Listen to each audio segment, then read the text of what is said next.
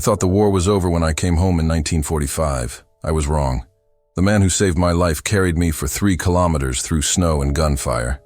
I was bleeding to death from a grenade. He was German, my enemy. But he didn't let me die.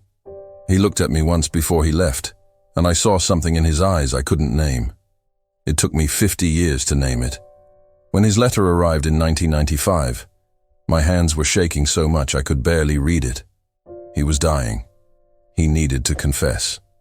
And what he confessed destroyed everything I believed about that day, about mercy, about the man I had turned into a family legend. Because the same hands that saved me also pulled the trigger that killed my brother 2 weeks earlier. The same man, the same war. 2 impossible truths living in the same heart. Before I tell you what I did when I flew to Berlin to meet him, I need you to do something. Subscribe and watch until the end. Because what happened in that small apartment will make you question everything you thought you knew about forgiveness. And I need to know, what would you have done in my place? There are certain moments that memory preserves with surgical clarity. It doesn't matter how many decades pass, how many winters you survive. They remain intact, vivid, like wounds that never fully heal. January 1945 is one of those moments for me. I can close my eyes now, so many years later, and still feel the biting cold of Poland cutting through my tattered uniform. Still hear the screams in Russian echoing across the frozen plain like desperate prayers to deaf gods. I was 22 years old. I thought that made me a man. The war taught me otherwise. I remember the smell, always the smell. Burnt gunpowder mixed with fresh blood and frozen earth. Metal and flesh. Life and death sharing the same air. We were retreating, or trying to retreat, which for us meant the same thing. Run, stumble, survive 5 more minutes. The Eastern Front was crumbling like wet paper. The Soviets were advancing like an unstoppable tide, and we, Polish soldiers fighting alongside the Allies, were just debris in the current. The grenade landed 3 meters from me. I didn't even see where it came from. Just heard the high-pitched whistle, that sound every soldier learns to fear more than any other.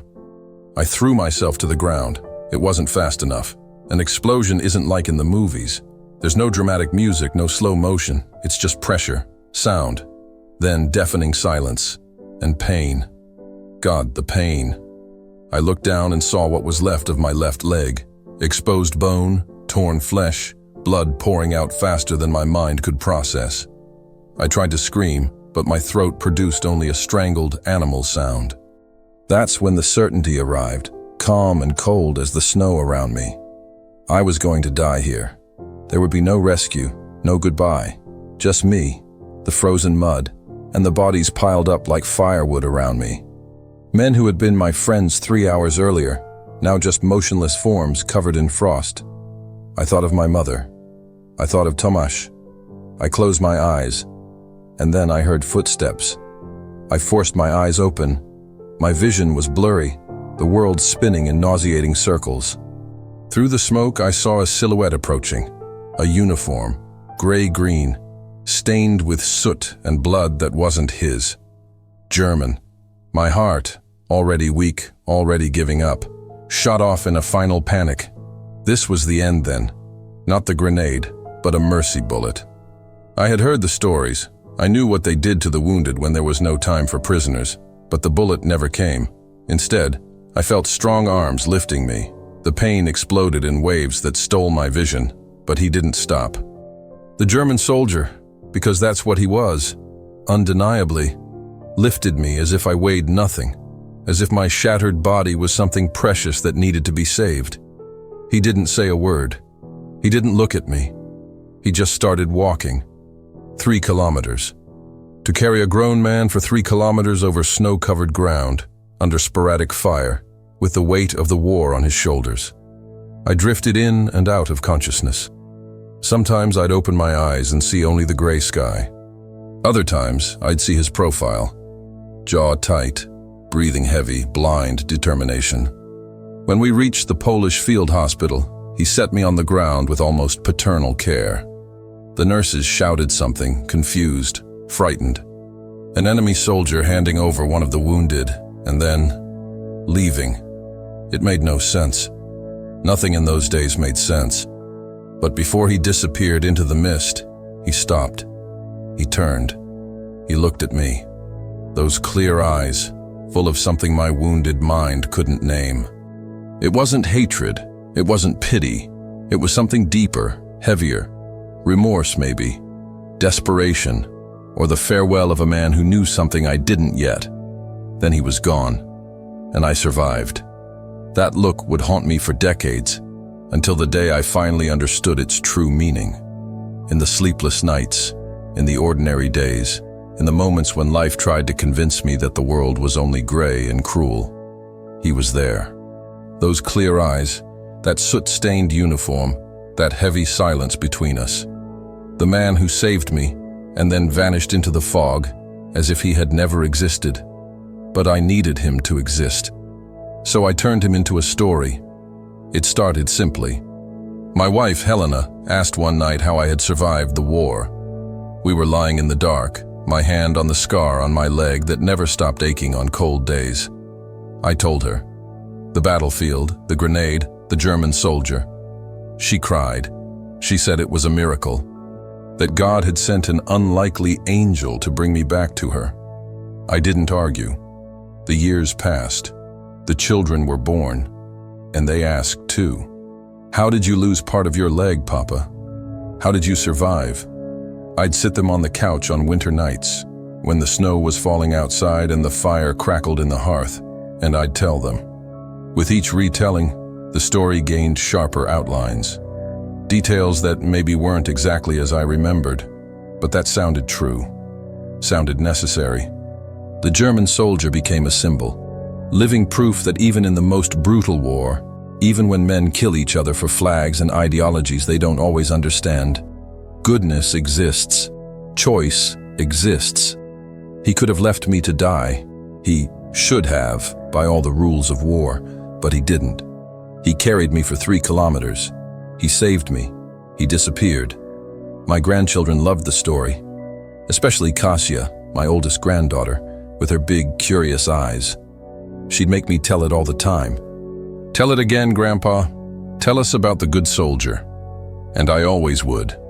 Because in those moments, looking at her face lit up with childish admiration, I believed the embellished version too. I had turned memory into myth. I admit this now, with the cruel honesty of old age. I embellished.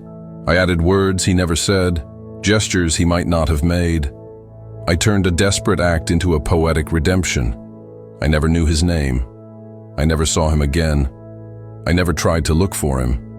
Maybe because deep down, I was afraid the reality would be less perfect than the legend. I carried his image like a talisman against cynicism. When the world seemed too harsh, when I read in the papers about new wars, old violence, humanity crumbling, I would think of him, of the German soldier who chose to save instead of kill. And that was enough to remind me that not all was lost, that goodness exists, even in the most unlikely places, in the most unexpected hearts. Helena died 3 years ago. In her last days, frail and small in the hospital bed, she held my hand and whispered, "You tell them the story, don't you? About the angel." I promised I would, that I always would, that I'd never let that man be forgotten. It was an easy promise to make. Until that morning in September 1995, I was sitting on the porch, coffee cooling in my cup, flipping through the newspaper without really reading it. The postman arrived. He brought bills, advertisements, and one different envelope. Yellowed paper, uneven handwriting, a stamp from Berlin. My name written in shaky letters.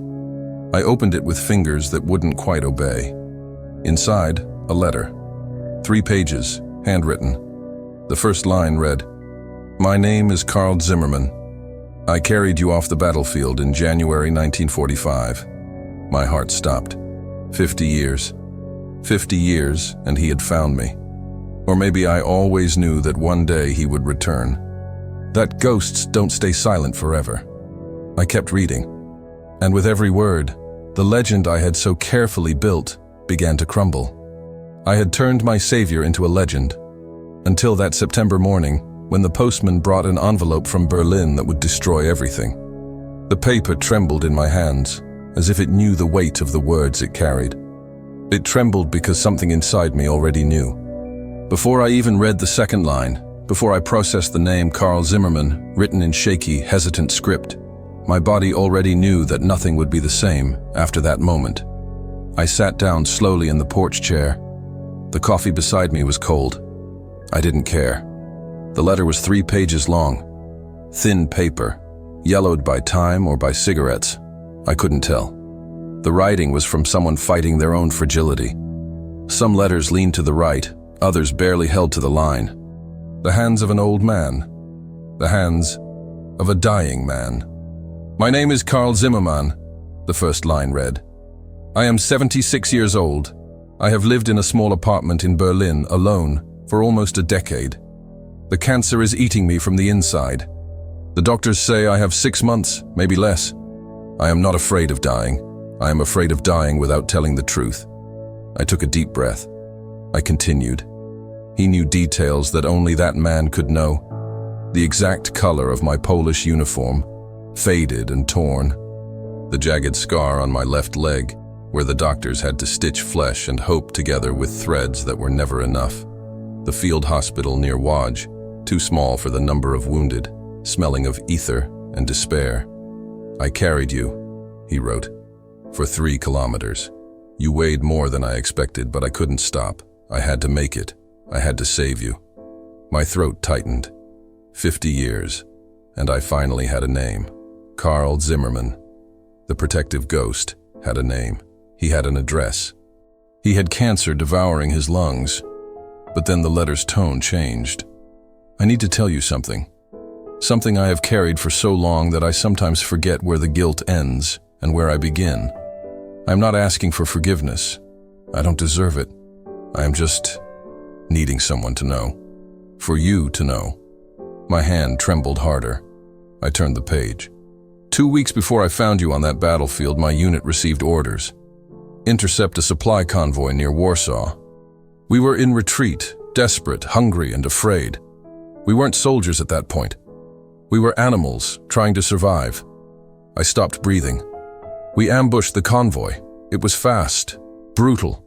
There was no time for surrender, no mercy. Just gunfire and screams and then silence. I walked among the bodies afterward. It's what we did. Search for supplies, ammunition, anything. And that's when I saw his face. The words began to blur, not because of the handwriting, because of the tears I hadn't realized were coming. There was a young soldier, eyes open, frozen in surprise. He had a photo in his pocket. 2 boys, brothers, I think. One older, one younger. The older one was him, the one dead at my feet. No. When I found you 2 weeks later, I recognized your face immediately. You were the younger boy in the photo, the brother. No. Your brother's name was Tomasz. I saw the name on his identification tag before we left the body behind. The world stopped. Everything stopped. The wind, the birds, my heart. Tomasz, I killed your brother, and I have carried that weight every day since. I read that sentence 10 times, then 20, then I lost count. My brain refused to process, to turn those words into reality. Karl Zimmermann, the man who saved me. The unlikely angel I had carried as a talisman against cynicism for 50 years. He killed Tomasz. He killed my brother. And then he saved me. I read that sentence 10 times before my brain would accept the words as real. I closed the letter. My hands wouldn't stop shaking. The name echoed in my head like a church bell on a funeral day. Tomasz. Tomasz. Tomasz. 50 years, and it still hurt to say his name. Still opened wounds that never healed right, that just learned to bleed in silence. Tomasz was 3 years older than me. 3 years that felt like a lifetime when we were children. He was everything I wanted to be. Brave without being foolish. Funny without being cruel. Protective in a way that made you feel safe even when the world was falling apart around you. I remember his laugh. Loud, infectious. The kind of sound that filled entire rooms and chased away fears. I remember his big, calloused hands that taught me to tie my shoes, to fish in the river behind our house, to shoot our father's old rifle. It was Tomasz who taught me to survive. When the Nazis marched down the avenues of Warsaw in 1939, I was 13. I was terrified. The sound of the boots, the red swastikas flapping on the banners, the heavy tanks crushing the cobblestones of streets I had known my whole life. I wanted to hide, to cry, to disappear. Tomasz gripped me by the shoulders that night, while we listened to the screams outside and Mama prayed quietly in the kitchen. "Listen," he said, looking right into my eyes. "It's going to get bad, really bad. But you are going to survive. Promise me, no matter what happens, you survive." I promised. He smiled, that crooked smile he used when he was trying to be brave but wasn't so sure himself. The following years were exactly as bad as he predicted, maybe worse. Occupied Warsaw was a ghost town wearing the skin of the city we loved. Tomasz taught me how to navigate that nightmare, which streets to avoid, how to lie to German soldiers, how to get bread on the black market, how to hold on to hope when every day felt like a postponed funeral. When the war escalated and the resistance began to organize, Tomasz enlisted without hesitation. "Someone has to fight," he said. "Someone has to try." I begged him not to go. I said we could run, hide, wait for it to pass. He shook his head. "That's not who we are. That's not who you are either." He promised to come back. He swore it. February 1945. I was in the field hospital still recovering from my shattered leg when the officer came. He brought a list of names. Killed in an ambush near Warsaw. No survivors, no bodies recovered. Tomasz was on the list. I didn't cry then. I think I was in shock, or maybe just too empty to produce tears. I just nodded as the officer spoke, as if we were discussing the weather. He left. I stared at the white hospital ceiling, counting the cracks in the paint, trying to understand how the world kept existing when Tomasz no longer did. I never saw the body. I never had a grave to visit, just absence. An absence that filled every room of our house when I returned. The empty chair at the table, the untouched bedroom, the work boots still by the door, waiting for feet that would never come back. Mama died 6 months later. They say it was pneumonia. I know it was a broken heart. For 50 years, I carried Tomasz as a sacred memory. The hero brother, the protector, the man who taught me everything and promised to come back but was left forever in some frozen field near Warsaw. And now Carl was telling me he knew that field, that he had been there, that he had seen Tomasz's face, that it was he who had pulled the trigger. Carl had killed my brother, and then he saved me. How does someone carry both of those truths in the same heart? I needed to understand what happened on that day in February, before Carl's guilt became my own. So I went back to the letter. Page 2. Hands still shaking, vision blurred by tears I hadn't authorized to fall. Carl had written it all down, every detail, as if he had kept that day in a locked safe in his memory for 50 years, and now he could finally open it. February 14th, 1945. A date I had never known. A day that changed everything while I was lying in a hospital bed miles away, unaware that my brother was breathing his last hours. Carl described the cold. The kind of cold that freezes your lungs, that turns breath into pain. His unit was in retreat, or disintegration, he wrote. They were no longer organized soldiers. They were scared, hungry, desperate men. The Red Army was advancing like an unstoppable tide, and they were running. Always running. But orders are orders, even when everything is falling apart. Intercept supply convoy, road east of Warsaw. Do not let it pass. 17 men. Carl was one of them. 26 years old, but looking 40, by his own words. War ages you fast. It turns boys into ghosts. They hid among the trees, snow up to their knees, weapons frozen in their numb hands. They waited. An hour, 2. Carl wrote that he thought about deserting right then. Just standing up and walking away. Letting the war swallow him or free him, either way. But he didn't. Then they heard the engines. 3 trucks, old, loud, moving slowly down the snow-covered road. Polished supplies meant for Allied troops, food, ammunition, medicine, things that keep men alive for a few more days. The commander gave the order. They opened fire. Carl described the sound, like thunder that never stops. Bullets tearing through metal, shattering glass, finding flesh. The trucks skidded, overturned. Men screamed. Some tried to run. They didn't get far. It was fast, brutal, desperate. Then came the silence. The kind of silence that only exists after violence, when even the wind seems afraid to breathe. Carl walked among the bodies. It was protocol. Check for survivors, collect supplies, weapons, anything useful. His boots left red prints in the white snow. He didn't look at the faces. You never looked at the faces. It was easier that way. But then he stumbled, fell to his knees beside one of the bodies, and without meaning to, he looked. He had your eyes, Carl wrote. The same eyes, the same bone structure. Young, maybe 25. Dead with his eyes open, frozen in surprise, as if he couldn't believe it was happening. Tomasz. Carl found the identification tag, read the name.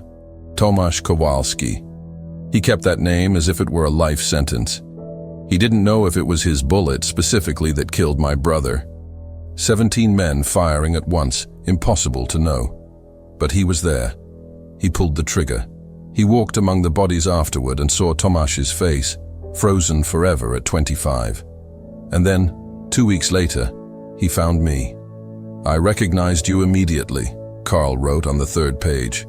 You were lying on the battlefield, bleeding, dying, and you had the same face, the same eyes I had seen frozen in surprise 2 weeks earlier. I thought I was going crazy, that the war had finally broken my mind. But it hadn't. I was real. Tomasz's younger brother, identical enough for even a stranger to see the likeness. Carl wrote that he recognized my face when he found me 2 weeks later, because I was identical to the man he had helped kill. That impossible coincidence haunted every line that followed. Carl wrote that in the first few seconds, when he saw me lying on the battlefield, he thought he was going crazy. War does that. It warps reality, turns memories into hallucinations. But I was real, bleeding, dying, with Tomasz's face. I understood in that moment, he wrote, that the universe was offering me something, a chance, the only chance I would ever get. It wasn't kindness. Carl made that clear. It wasn't compassion for a wounded enemy. It wasn't last-minute heroism. It was moral desperation. It was a man drowning in guilt, grabbing onto any floating plank that appeared, even knowing it wouldn't be enough to save him. He couldn't bring Tomasz back. That body, frozen in the snow with its eyes open in surprise, was dead, and no act of courage or redemption would change that. But here, bleeding in the mud, was me, the brother, the second chance, the impossible possibility of undoing at least one fragment of the irreparable. I carried you as penance, Carl confessed. Every step was a plea for forgiveness that Tomasz could never grant me.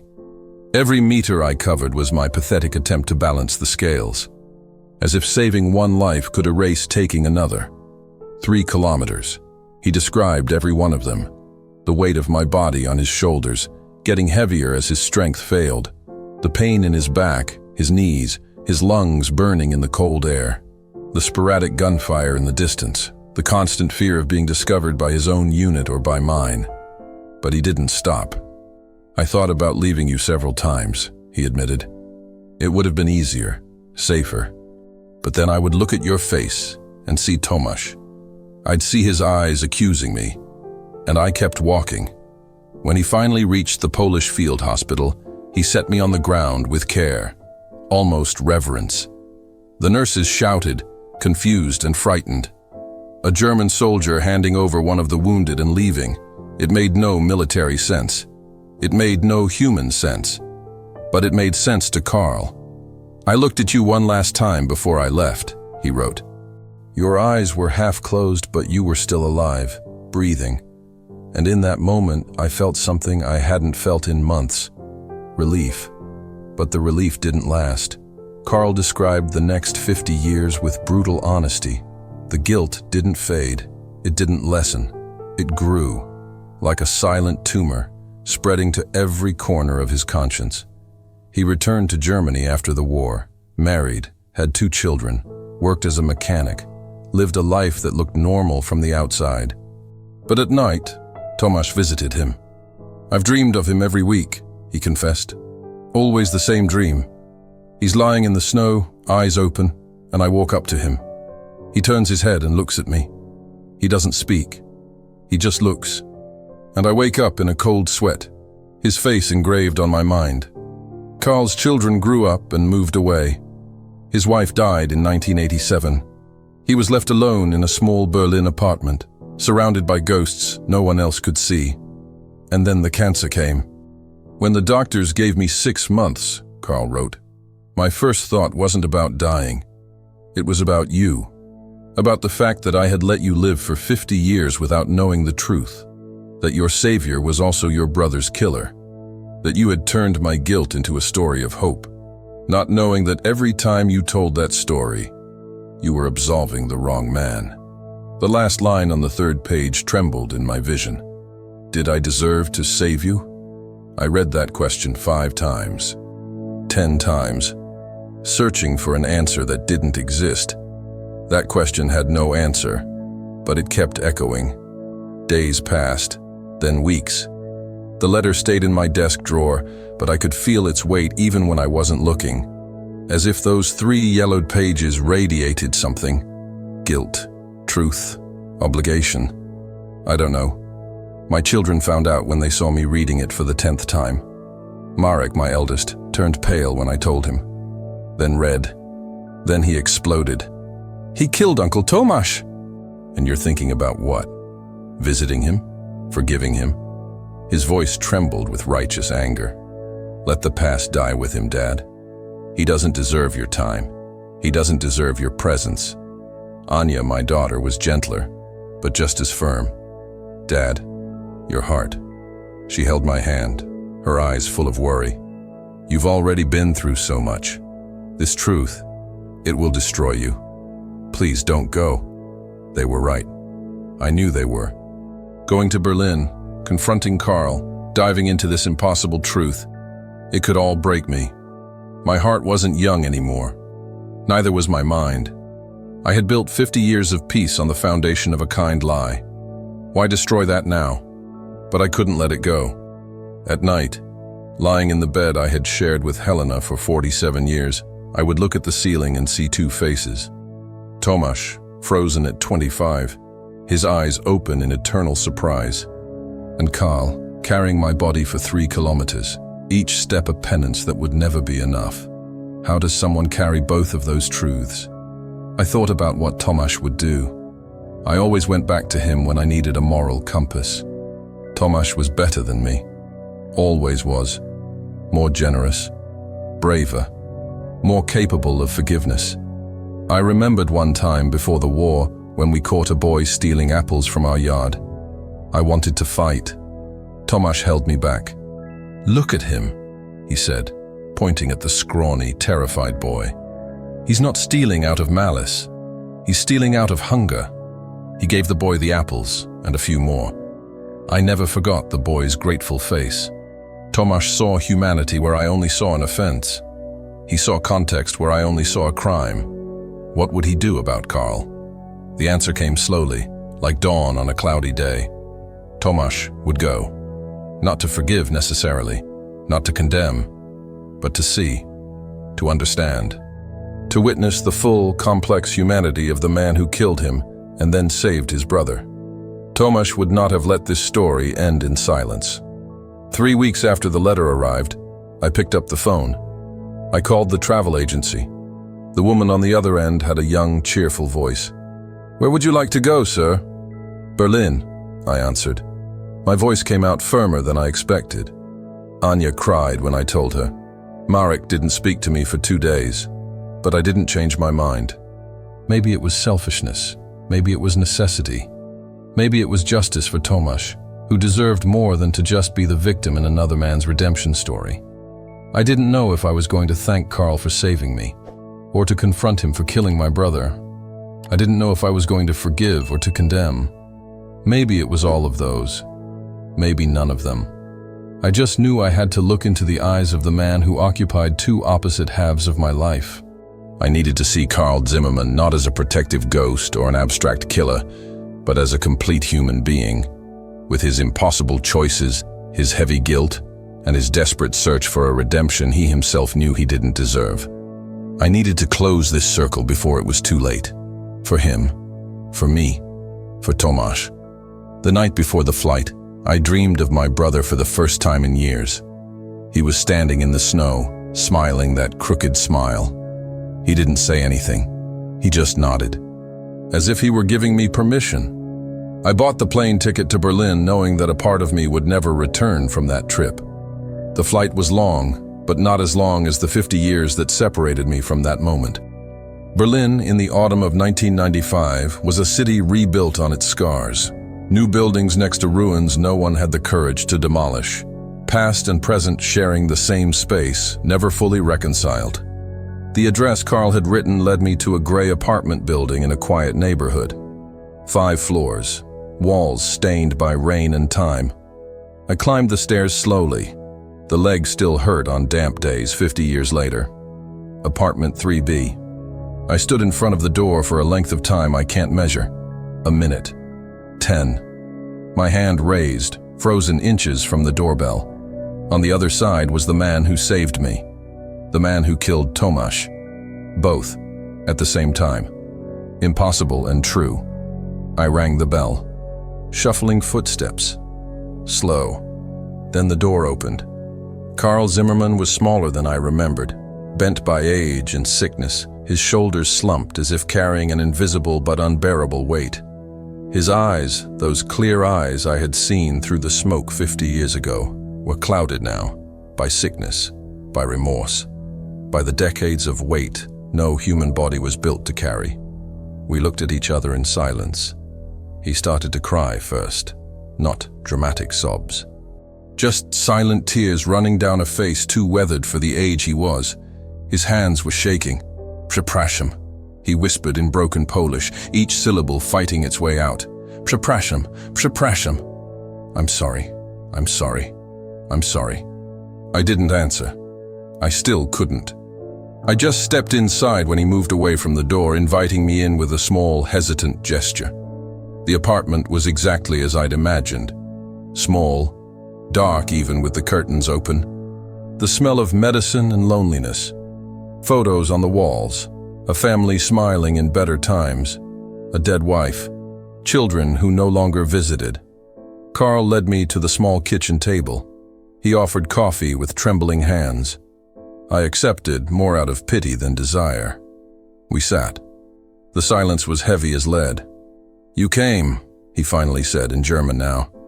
My German was rusty, but it was enough. I didn't think you would come. Neither did I admitted. He nodded as if he understood. Maybe he did. Carl stood up slowly and went to an old cabinet. He came back carrying a wooden box. He opened it with almost reverent care. Inside, war medals, decorations, symbols of military honor he kept not with pride, but as evidence. Crimes, he said, his voice breaking. Not achievements, crimes. He picked up a medal between his trembling fingers, an iron cross. He looked at it with disgust. I received this one after the ambush, after killing your brother. He put it back in the box as if it burned him. I could never throw it away. I needed to remember, every day, who I was, what I did. The next few hours dissolved into a confession. Carl talked and talked about the war, about the nightmares that never stopped, about seeing Tomasz's face every night when he closed his eyes. Always the same, always frozen in surprise, always accusing. He never speaks in the dreams, Carl whispered. He just looks, and it's worse than any accusation. Because I know I don't even deserve his hatred, just indifference. He told me about carrying my body, how that was the only act in the entire war that felt right, but how it was never enough to balance the scales. It never could be. I saved you because I saw his face in yours, he admitted. It was selfishness. A desperate attempt at a redemption I knew I didn't deserve. It wasn't kindness. It was desperation. His honesty was brutal, painful, but true. When he finished talking, the sun was already setting. I looked at this man, destroyed by his own conscience, and I realized something I hadn't expected to. I wasn't the only prisoner of that day in January 1945. The anger I expected to feel never arrived. In its place, I found something far more complex and unsettling. I spent 3 days with Carl. 3 days that stretched into an eternity and passed too quickly at the same time. We walked the streets of rebuilt Berlin, him slowly because of the cancer, me slowly because of the leg he had saved 50 years ago. 2 walking ruins navigating a city that was also a ruin trying to be something else. We visited war memorials, names carved in stone, millions of them. Soldiers, civilians, Jews, Poles, Germans, all the dead turned into statistics. Carl stopped in front of a wall with the names of Wehrmacht soldiers fallen in 1945. Half of these men were boys, he said, his voice barely audible. 16, 17 years old. They didn't know anything about ideology or politics. They just followed orders because that's what they were taught to do. We stood in heavy silence, thinking about the boys, about our own sins, about the impossible choices war forces on people who never asked to be there. At night, we sat in his small apartment. Carl would cook, badly, he admitted with a sad smile. His wife had been the good cook. We ate in a comfortable silence, the kind of silence that only exists between people who carry similar weights. On the second day, I realized something. Carl wasn't asking for forgiveness. Not really. He knew with absolute painful certainty that he didn't deserve it. He wasn't looking for an absolution that would erase 50 years of guilt. He was just asking to be seen, for someone, anyone, to acknowledge the weight he had carried alone for 5 decades. For someone to witness his complete humanity, the killer and the savior, the coward and the brave, the guilty and the penitent. He didn't want me to say, "It's okay," because it wasn't. It never would be. He just wanted me to say, "I see you." On the third day, we walked to a park. Autumn was turning the leaves to gold and red. Children were playing, laughing too loud, too alive. Carl watched them with an expression I couldn't name. Joy? Sadness? Both? "My grandchildren never knew me," he said suddenly. "My children don't bring them. They say I'm too depressing, that my presence is too heavy." He didn't sound resentful, just tired. "They're right," he added. We sat on an old wooden bench. The cold wind announced winter was coming. I thought about Tomasz, what he would do in this situation, what he would say to me. "Can I forgive the man who killed Tomasz?" I asked aloud, more to myself than to Carl. He turned, surprised I had spoken. "I don't have that right," I continued. "Tomasz is the one who should decide. But Tomasz has been dead for 50 years. Carl nodded slowly. He waited. "Forgiveness maybe isn't the right word," I said, working through the thought as the words came out. "Maybe it's acceptance. Acceptance that the war turned you into a killer, and then into a savior, and that no moral category is built to hold that." He closed his eyes. A tear escaped. "You were a 26-year-old kid following orders in a war you didn't ask for," I went on. "You killed my brother. You saved me. You've carried both for 50 years. I cannot forgive because I don't have the authority, but I can acknowledge. I can see." We sat there until the sun began to drop. We didn't say anything else. We didn't need to. On the last night, before I left, we made coffee one last time. My bag was packed by the door. The taxi would be here in an hour. Carl hugged me, the frail hug of a man who knew it was a final goodbye. "Thank you," he whispered. And then I said something that surprised us both. "Thank you for saving me. And may Tomasz rest in peace." It wasn't forgiveness. It wasn't justice.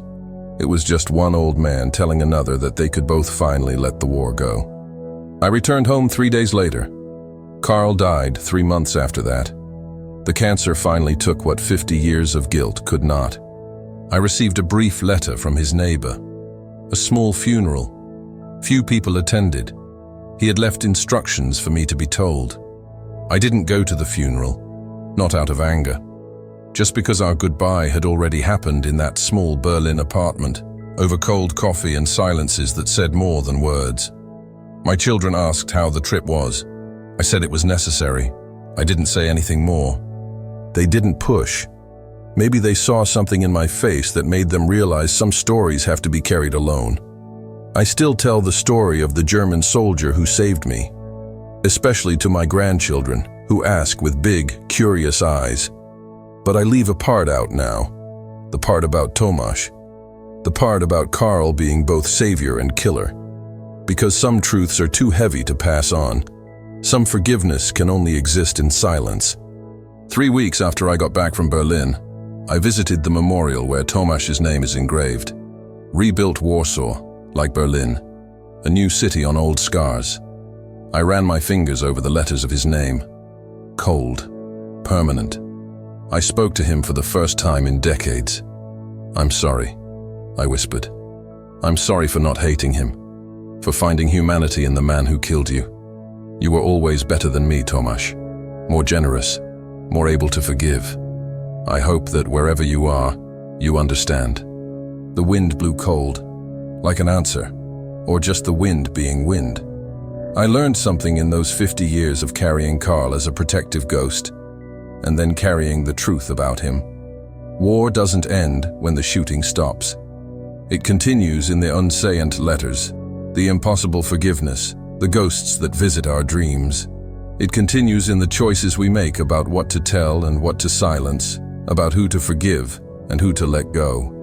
And sometimes, the only possible victory isn't justice or redemption. It's learning to carry the weight with less pain. It's recognizing that people can be two contradictory things at once.